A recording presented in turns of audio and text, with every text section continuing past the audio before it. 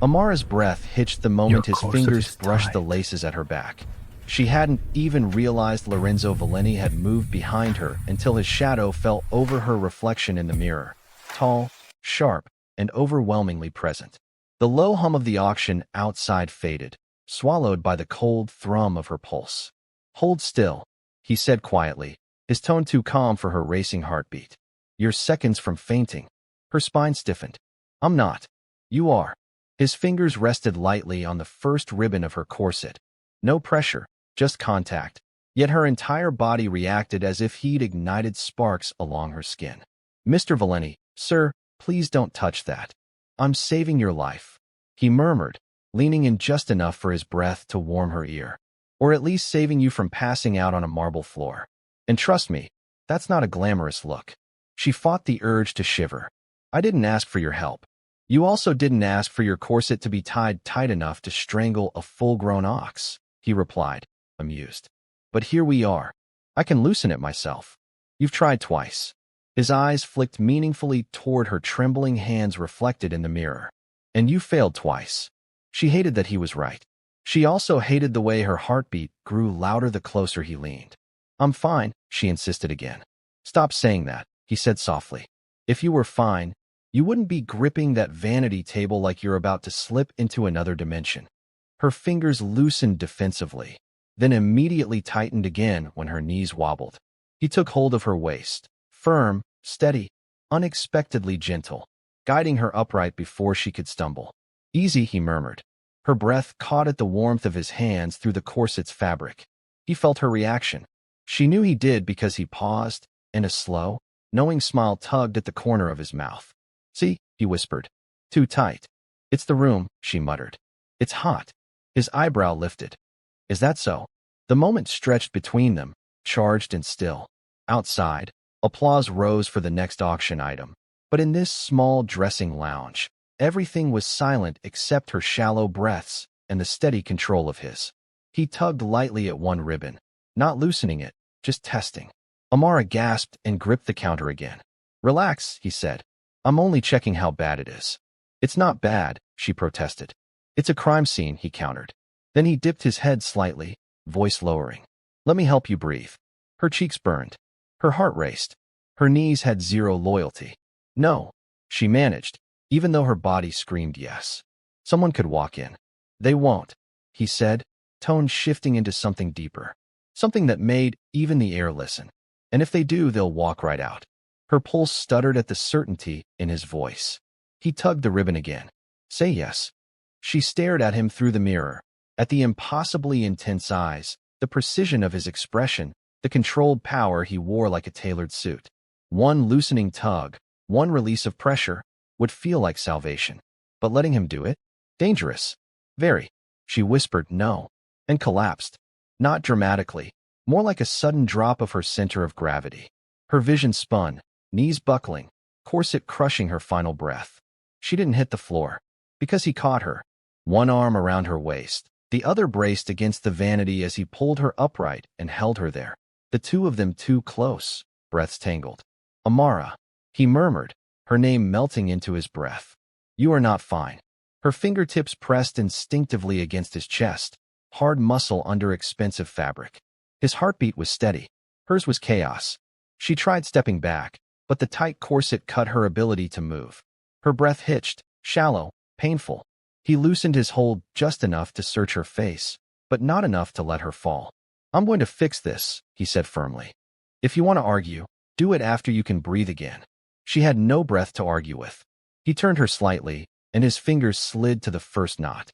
The lightest tug sent relief rushing through her ribs. Her eyes fluttered. "Good," he murmured. "That's it. Breathe." She inhaled, and the breath actually entered her lungs this time. Her chest expanded. Her body softened. Heat rippled up her spine. "One more," he said, pulling the second ribbon. She exhaled shakily. He noticed. Of course he noticed. "Does that feel better?" he asked, voice brushing her neck like velvet. "Maybe. That's not a no." She clenched her jaw. "Don't get smug." He chuckled softly. Too late. He loosened the third ribbon, slower this time, watching her reflection as her body reacted, not just physically, but something deeper, something she couldn't hide. Her eyes met his in the mirror. Everything inside her jolted. He froze. Not because he was unsure, but because something shifted in his expression. Something warm. Interested. Intrigued in a way that felt dangerous. Their locked gaze broke when a knock sounded at the door. Light. Hurried. Lorenzo, a voice whispered from the hallway. They're ready for the next bidding segment. You need to return to your seat. He didn't answer. He kept looking at her. Her breath caught again, though she couldn't blame the corset this time. Are you going? She whispered.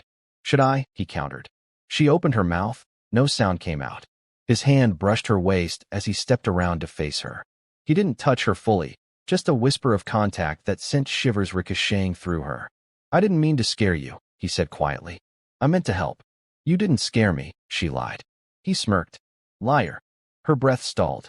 He reached out, gently tilted her chin upward with a single finger, forcing her eyes to stay on his. Tell me again you're fine. Her voice cracked. A slow, devastating smile curved his mouth. Exactly. Another knock interrupted the charged moment. Sir? They're waiting. This time, he didn't hide his irritation. But he eased away from her by a fraction, no more. I'll be back, he said. Her pulse jumped. Why? Because, he murmured, I'm not finished with you. Her heart somersaulted. He turned to leave, but paused at the door, glancing back with the kind of look that could anchor itself in someone's mind forever. Don't tighten it again, he added. I'd hate to have to carry you in front of everyone. Her cheeks burned hot. He smirked at her reaction, then slipped out the door, leaving the room warm with the echo of his presence.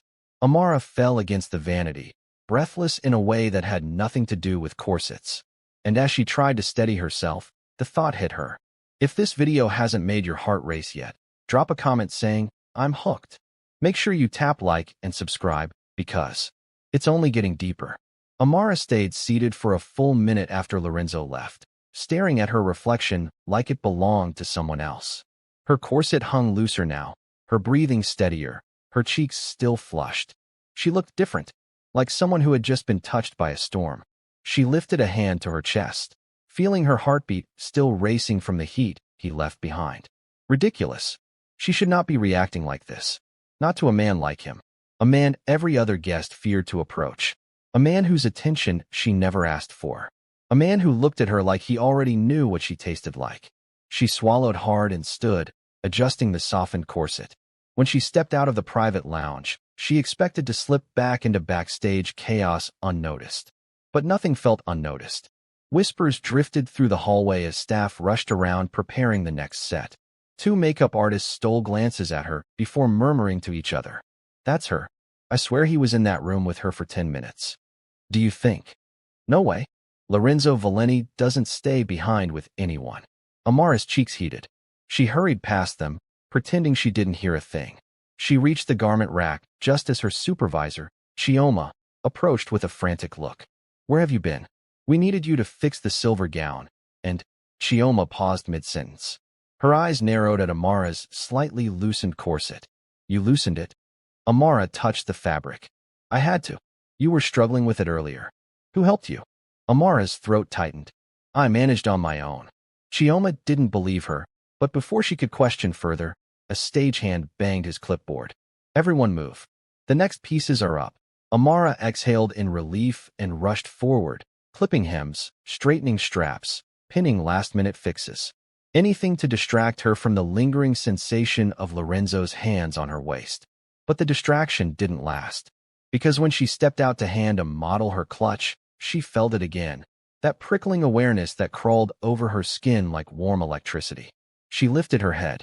Lorenzo Valenti sat in the 3rd row now, one leg crossed casually over the other, chin propped on his fingers, looking straight at her. Not at the runway. Not at the models. At her. His stare didn't waver. Her breath hitched, again, embarrassingly. She quickly stepped back behind the curtain, heart pounding. Chioma noticed. Are you okay? I'm fine, Amara said too quickly. Chioma gave her a skeptical look. You look like someone just caught you doing something. Amara pressed a hand to her forehead. Just dehydrated. Well, drink water. You're acting strange. Strange didn't even begin to cover it. She tried to bury herself in work, but every time she peeked at the stage, Lorenzo's attention was still locked on her. Not intense enough to be threatening, but too focused to be normal. like he was studying her, like he was waiting for something. And each time she caught him looking, his lips curved into that same subtle, infuriating, breathtaking smirk. It was enough to melt her halfway into the floor. When the final item for the first half of the auction was announced, applause rolled through the hall, and lights dimmed slightly for intermission. Staff scattered in different directions, preparing refreshments. Amara slipped backstage again, but before she could breathe, Chioma grabbed her elbow. The head director wants you to help deliver the design catalog to the VIP lounge. Amara blinked. Why me? Because you're the only one who isn't carrying pins in their teeth, Chioma snapped. Just go. Amara swallowed and took the folder of catalogs. The VIP lounge was upstairs, quiet, elegant, carpeted in deep velvet blue. She stepped inside and froze. It was empty, except for him. Lorenzo stood near the window with a glass of something dark, watching the city lights below. He turned the moment she entered, and just like earlier, his gaze swept through her like he owned the right to look that deeply. Her voice stuttered. They asked me to bring these. Did they? His tone was unreadable, gentle but edged with something smug, as if he suspected the universe itself had manufactured this moment for his amusement. She placed the folder on the table, eager to escape, but as she turned to leave, his voice stopped her. Come here. Her heart somersaulted. Why? He set down his glass with slow precision. Because I asked. She exhaled shakily. I really shouldn't. 5 seconds, he said softly. Just stand here for 5 seconds. If you still want to leave, I won't stop you. Her stomach fluttered nervously. 5 seconds couldn't hurt, could it? She stepped forward slowly, stopping at a safe distance. Safe enough to breathe. Unsafe enough to feel. He watched her like he was memorizing something. Better, he said. She frowned. What? You're breathing properly now. His tone dropped lower. I prefer you this way. Her pulse jumped. This is highly inappropriate. Highly, he agreed, eyes never leaving hers. And yet you're still standing here. Her throat went dry. I'm only here because you asked. And you're curious, he added. Very curious. She looked away, cheeks warming. I'm not. Another smirk. Liar. She whipped her gaze back to him, ready to argue. But Lorenzo had already closed the distance by a step. Just one step. But it felt like gravity shifted. May I ask you something? He said. No, she answered too fast. He chuckled quietly. I'll take that as a yes. Before she could stop him, he reached gently, very gently, toward her waist. Not touching, just hovering his hand an inch above the loosened corset. Her breath shivered. There, he murmured. That's how it should fit. She whispered, Don't touch it. I'm not, he replied. But you reacted anyway. Heat rushed to her face. You're making this moment, sound like something it's not. Is that what you want? He asked softly. For this to be nothing? Her breath faltered. He leaned closer, lowering his voice until it wrapped around her like warm silk. Because I can make it nothing, if you truly want that. She stared at him, at the eyes that watched her too closely, at the lips curved just slightly, as if waiting to see whether she'd step forward or step back. He was too much, too handsome, too dangerous for her peace of mind. She swallowed. I don't know. His gaze deepened. And then, a sharp knock sounded at the lounge door. Amara jumped back. A staff member peeked in. Mr. Valenti? The organizers want to confirm your bid for the antique collection. Lorenzo didn't look away from her as he said, I'll be down shortly. The staff member left quickly. Amara grabbed the excuse to move. I should go? They'll need me backstage. He didn't stop her. But as she reached the door, he spoke, voice low. Amara. She froze. He continued. Come back here during the second intermission. Her pulse tripped. Why? Because, he said, I'm not done with you yet. Her hand trembled on the doorknob. And Amara, he added, seems fitting, don't you think? Her breath caught. She left the room before he could see how much that line affected her. If you're watching this video right now, make sure you like it before you leave. And comment, I can't breathe. But the moment she stepped into the hallway, her back pressed to the wall, her chest rising and falling far too quickly. Heat rushed up her neck. Her pulse hammered wildly. I can't breathe. He knew exactly what he was doing. She squeezed her eyes shut, trying to steady herself. Get a grip, Amara, she whispered under her breath. He's just a man. A very confident, annoyingly magnetic man. A man who somehow knew precisely how to unravel her without even touching her properly. She pushed off the wall and hurried down the corridor, trying to focus on her actual reason for being here. She was still a performer tonight, still needed backstage, still had responsibilities. But the echo of his voice followed her every step, wrapping around her like silk. Because I'm not done with you yet. Her heartbeat tripped again. She turned a corner and nearly collided with a stagehand carrying a stack of programs. Oh, sorry, the woman gasped. It's fine, Amara said a little too quickly. You okay? You look flushed. Just warm. The corset is a lot. The stagehand nodded sympathetically. Corsets always try to kill us. Come on, we're gathering for the next set. Amara followed her backstage, the noise of hurried preparations filling the air. Performers adjusting costumes, checking makeup, whispering last lines before stepping onto the ballroom stage again. But her mind wasn't here. It was upstairs, in that dim lounge. With him. She tried to distract herself by checking her hair in the mirror. Her fingers trembled. She pretended it was because of the performance, but it wasn't. One of the makeup assistants stepped beside her. You sure you're all right? You're breathing fast. Too much lace, Amara said with a tiny laugh that fooled no one. If you're watching this right now, drop a comment. If Lorenzo said that to me, I'd faint. And don't forget to like and subscribe. Things are getting dangerous for her heart, and you don't want to miss what happens next. A performer tapped her lightly. You're on after the quartet. 10 minutes tops. Right, Amara said, snapping back to focus. But then, her eyes lifted to the curtain's edge, and she froze. Because across the ballroom, Lorenzo Valenti was already looking at her. Not casually, not like he was scanning the room. No, his gaze was locked to hers with that same unreadable intensity that pulled her in against her will. He stood among the donors, answering someone's question, but his eyes never left her. Not for a second. And the longer he stared, the hotter her skin felt.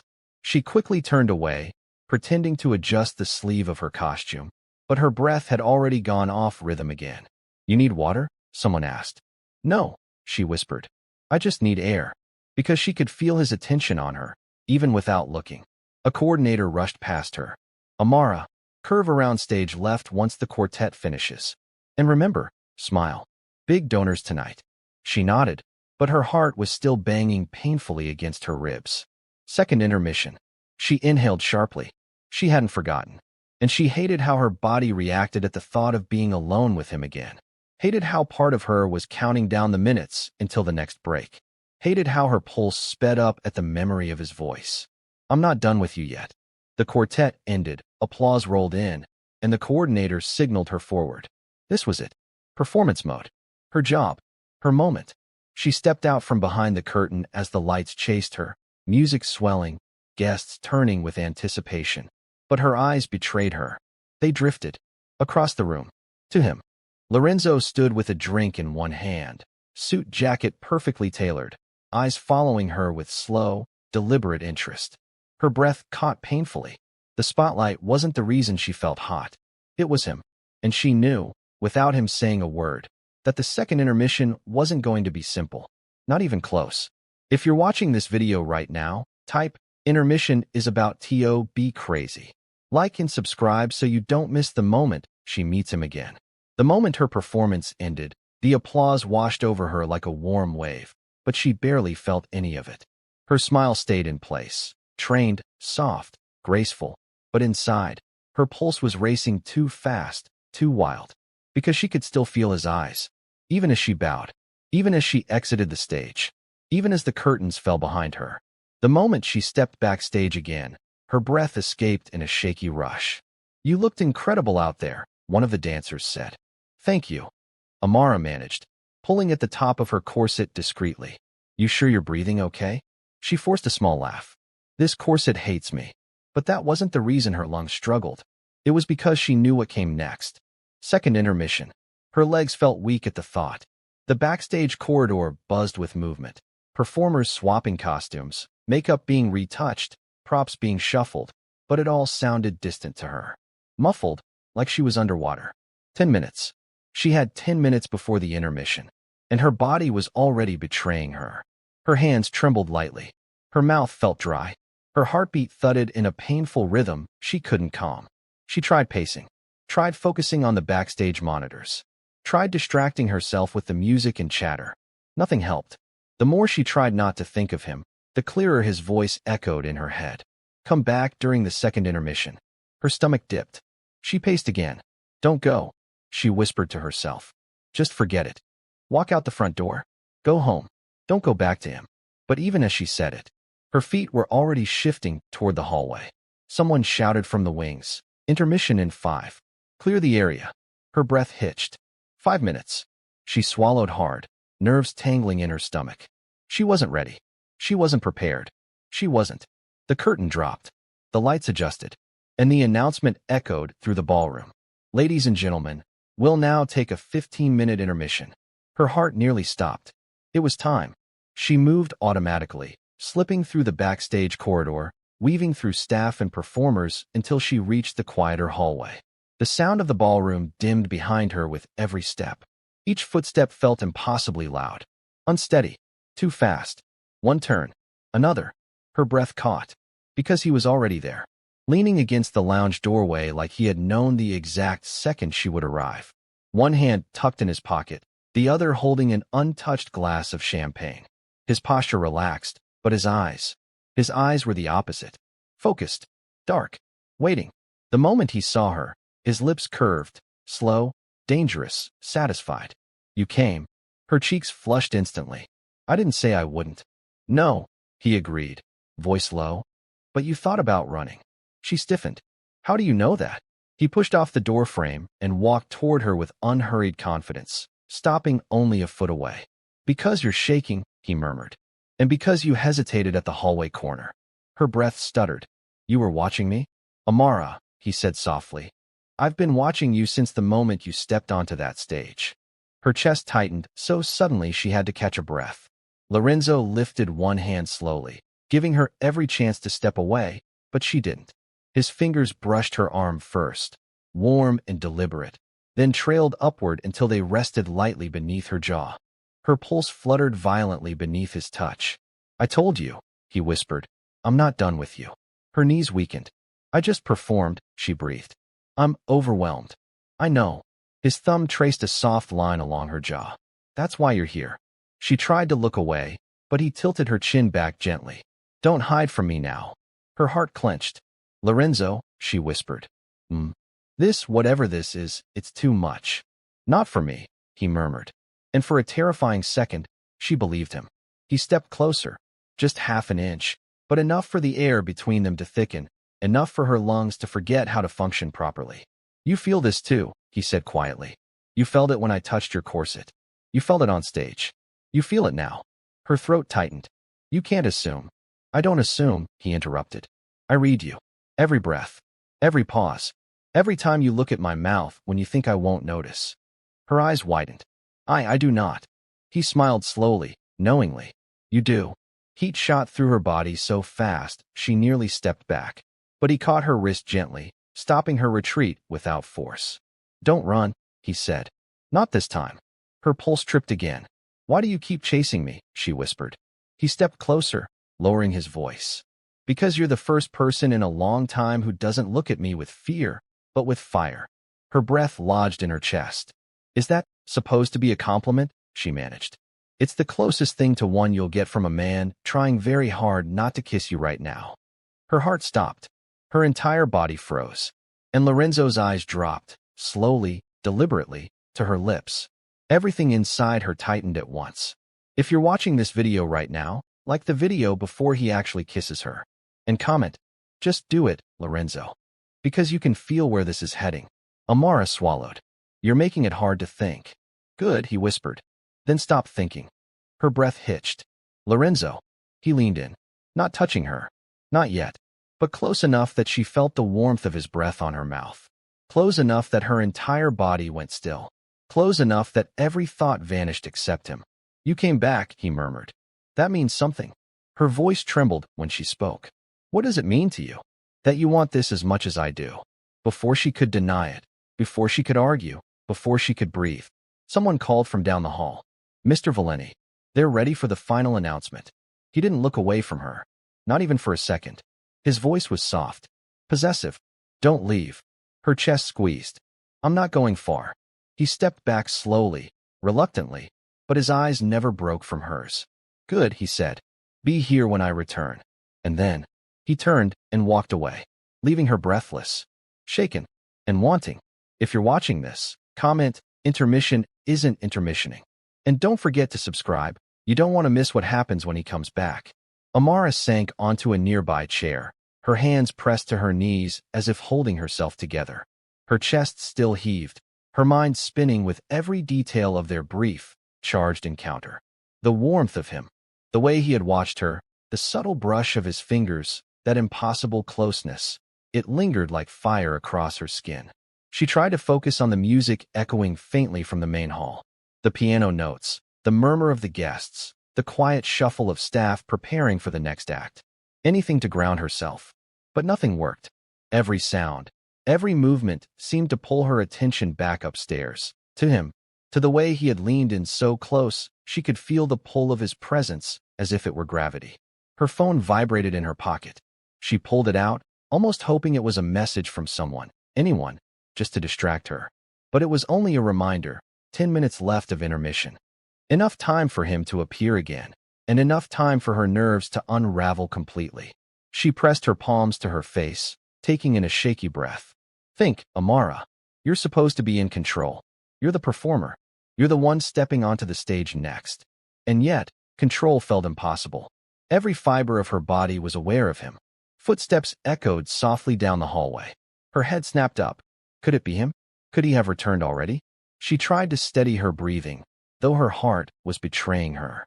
The footsteps slowed, careful, deliberate enough to make her pulse accelerate again. And then he appeared. Lorenzo, leaning casually against the doorframe, one hand in his pocket, the other holding a glass of water this time. No rush, no frantic movements. Just that same poised, confident presence that made her knees threaten to buckle. You're still here, he said softly. I thought you might have run away again. She straightened, attempting a smile that didn't quite reach her eyes. I didn't run. Good, he murmured, stepping closer. Just enough that she felt the warmth radiating off him, close enough to make her hyper-aware of every inch of space between them. Because I wanted to find you before the intermission ended. Her breath caught. Why? So you can what? Scold me. No, he said, voice low, teasing. I wanted to see if you'd come back to me willingly. And you did. She tried to steady herself, gripping the edge of the chair. I didn't come back for you. Sure, he said, the smirk dancing at the corner of his lips. Blame it on duty, responsibility, the corset, whatever you like. But you came back. Her pulse quickened, her throat dry. This is highly inappropriate, she said, though her voice wavered. He leaned in slightly, just an inch closer. Highly, he agreed softly. And yet here you are. The air between them thickened with unspoken words, charged energy, and silent flirtation. Her gaze dropped involuntarily to his lips before snapping back up, cheeks burning. You know, he said, his voice dropping an octave. I could stay here all night. Watch you squirm in that chair. I could make you nervous until you forget how to breathe. She swallowed hard. That's cruel. Not cruel, he murmured, his eyes darkening with intent. Necessary. Her heart skipped. Necessary for what? To make sure you remember me. Her hands tightened into fists on her knees, but her body betrayed her. She was acutely aware of every inch of him, the pull of his presence, the impossible tension curling between them like electricity. He tilted his head, studying her like a puzzle he was determined to solve. Do you want me to stop? He asked softly. Her voice trembled. I don't know. He smiled slowly, deliberately, as if he'd already known the answer. Then I won't. Her pulse spiked. You're infuriating. And you love it, he countered. Her breath hitched. She tried to think of something, anything, to regain control. The intermission, it's almost over. We should leave, he murmured, stepping even closer, just enough that the heat of him brushed her arm, her neck. She couldn't tell. Not yet. You still have a few minutes. Her stomach fluttered violently. This is dangerous. And thrilling, he whispered. Don't you feel it? Yes, she admitted, almost against her will. Too much. He smiled faintly, a soft, private smile meant only for her. Good. Her breath hitched. You're impossible. Exactly. He murmured, leaning in just slightly, the warmth of his presence enveloping her. And irresistible. She pressed her hands to her face briefly, trying to steady herself. The seconds stretched, thick with anticipation, and then he took a half step back, enough to let her breathe, just barely. Intermission is almost over, she whispered, voice unsteady. I need to be on stage, he supplied softly. Yes, you do. But promise me after this. You'll come find me again. Her heart skipped painfully. After the performance? Yes, he said simply, eyes locking with hers. I'll be waiting, just like before. Her breath caught again. She nodded slowly, trembling. I'll come find you. He gave a faint, approving nod, and then stepped back fully, watching her with a quiet, calculating intensity as she took a deep breath and prepared to return to the stage. Her pulse was still racing as she walked away, glancing over her shoulder just once to see him leaning casually, watching her go with that impossibly unreadable smirk. I can't breathe, she thought again, shaking her head at the effect he had on her. And just like that, the intermission ended. The music swelled. The lights dimmed. She stepped back onto the stage, every nerve alive with anticipation, not just for her performance, but for the moment she'd find him again. If you're watching this video right now, comment "Her heart is mine" and hit like before the stage performance ends. You don't want to miss what happens next. Amara stepped into the golden wash of stage light, the sound of the orchestra floating gently under her heels. But for the first time tonight, she wasn't thinking about the choreography or the audience or the cameras. All she could feel was him. Lorenzo, the man who watched her like every breath she took mattered. The man whose voice curled around her senses like silk. The man whose attention made her pulse behave like a trapped bird. She exhaled shakily and forced her focus forward. The hall was packed, a glittering sea of expensive suits, gowns, wine glasses, and masked curiosity. People murmured as they settled into their seats, the lights lowering, the hush settling. And then the music began. Her body moved on instinct, every practiced motion fluid, graceful, effortless.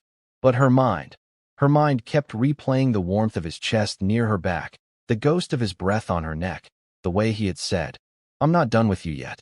Her heart tripped. Her rhythm faltered for half a beat. She recovered quickly, but she knew. She felt it. Her performance tonight wasn't hers alone. Somewhere in the back of the hall, he was watching. She could feel his gaze like heat on her skin. When the first half of the routine ended, she pivoted elegantly, eyes sweeping across the room, pretending to scan the crowd, searching.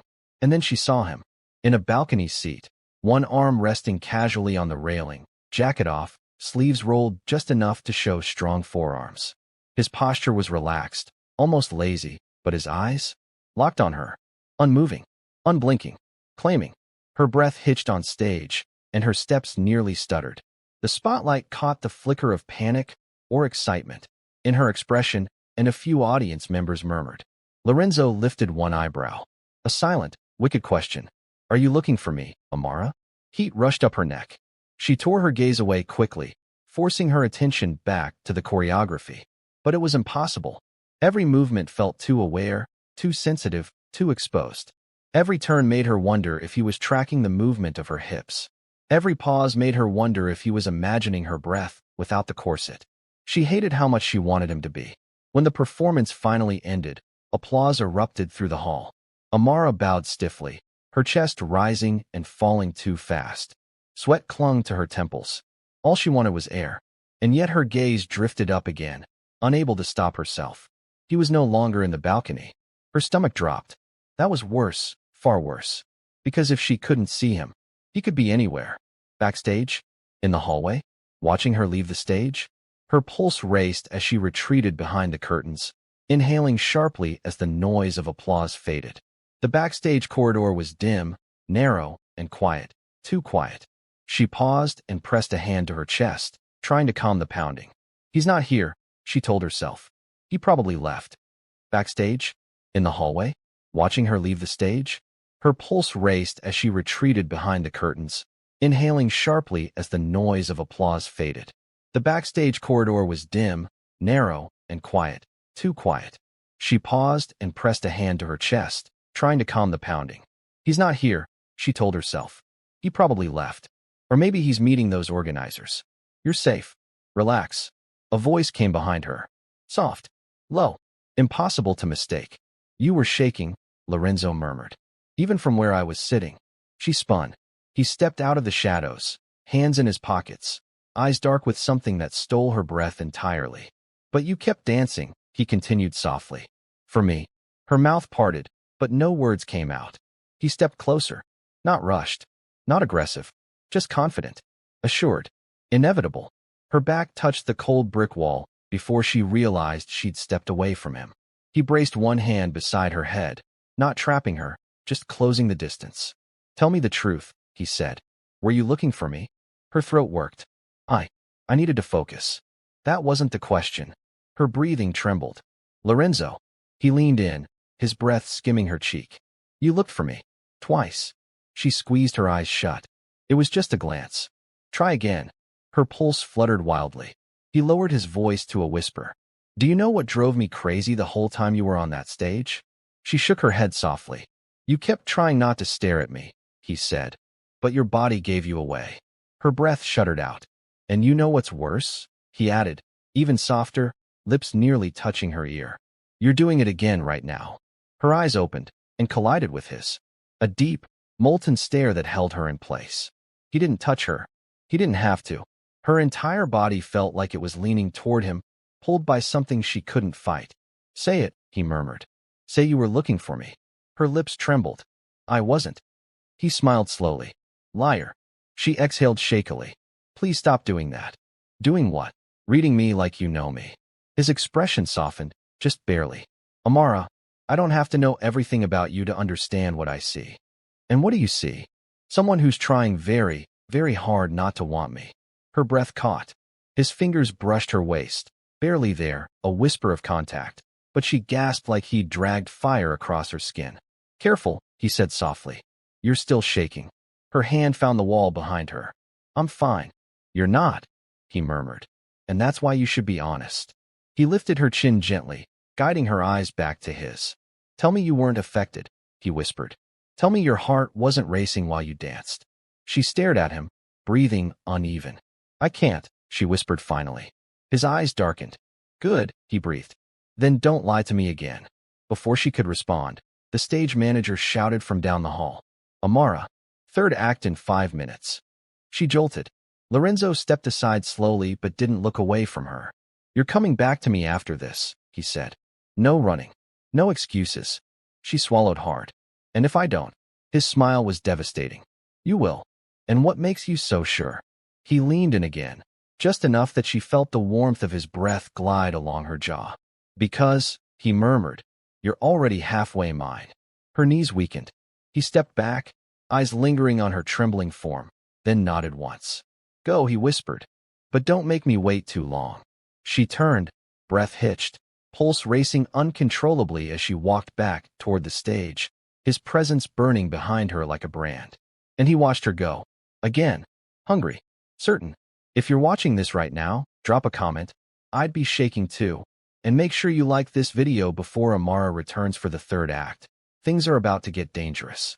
Amara stepped back toward the stage, heart hammering in her chest, legs barely steady beneath her. The third act music was already starting, soft, suspenseful, the kind that demanded every ounce of emotion from her. Perfect, because right now, she was overflowing with it. Her chest ached, her skin tingled, her entire body felt too hot, too sensitive, too aware after what had just happened in the backstage corridor. He had said she was already halfway his. And the terrifying part? She couldn't deny it. She took her place on stage again, inhaling deeply. The lights brightened, the hall dimmed, and the audience fell silent. Then the music surged. Her body moved through the routine, but nothing felt like before. Every gesture, every turn, every breath felt like an extension of the tension burning beneath her skin. She danced like she was trying to outrun something. His gaze, his voice, the truth he pulled out of her. Halfway through the act, she spotted him again. This time he wasn't in the balcony. He was standing at the back of the hall, watching, unmoving, shadowed by dim light and distance, but unmistakable. Every time she turned, every time she inhaled, her eyes flickered toward him.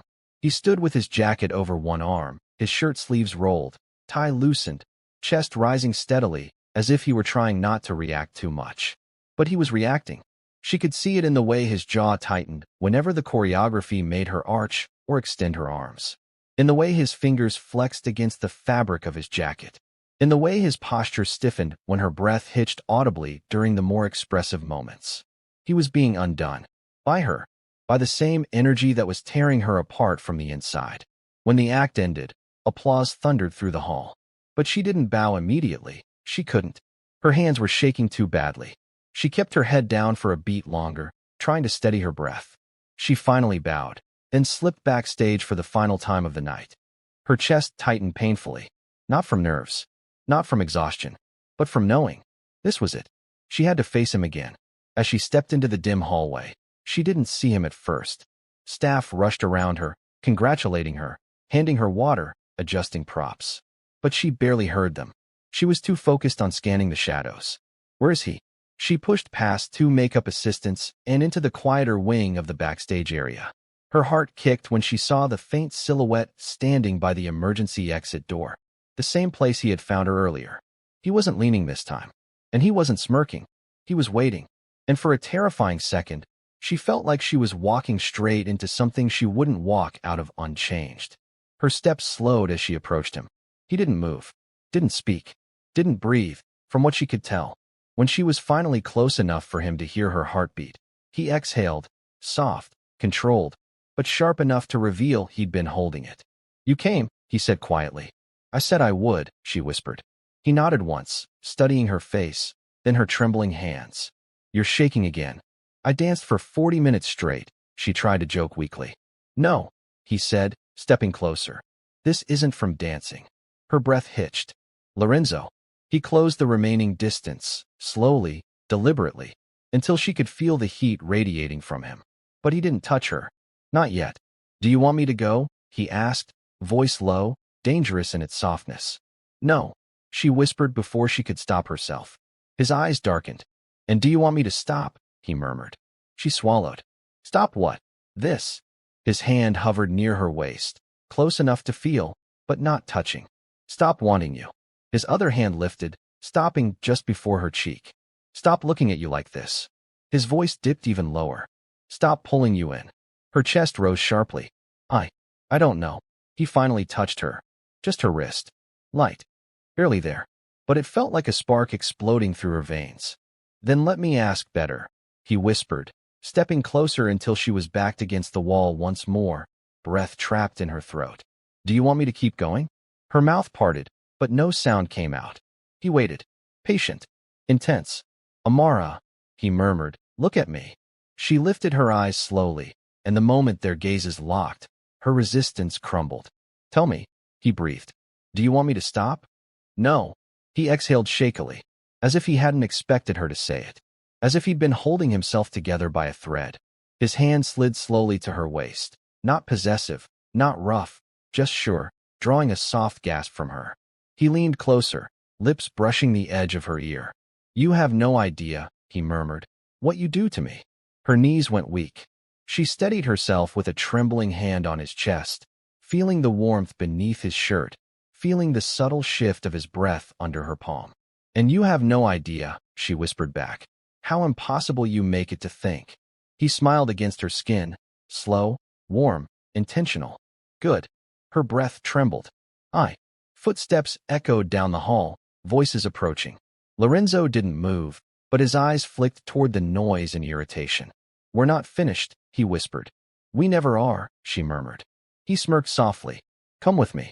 Her stomach flipped. "Where?" "Somewhere quiet," he said. "Somewhere you can breathe." "I can breathe here," she lied. "No," he said, brushing a finger along her jaw. "You can't."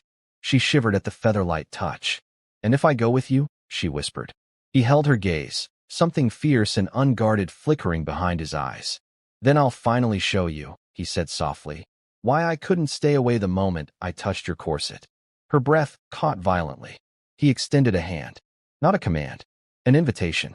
And after one suspended heartbeat, she placed her hand in his. His fingers closed around hers, warm, secure, inevitable. He tugged her gently away from the noise, down the quiet hallway, toward a private door only staff used. He pushed it open, the faint glow of moonlight spilling in from outside. Then he turned back to her, voice low, final, devastating. Good girl. Now let's finish what we started. And she stepped through the doorway with him, heart racing, fate sealed, breath stolen all over again. If you're watching this video right now, comment, I followed him too, and hit like before you leave.